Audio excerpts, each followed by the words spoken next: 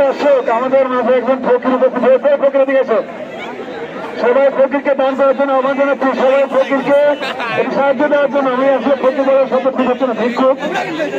আমাদের মাঝে একজন সম্মানিত ভিক্ষুক আছেন, তাকে সাহায্য করার জন্য আমি সবাইকে বিনীত আহ্বান জানাচ্ছি।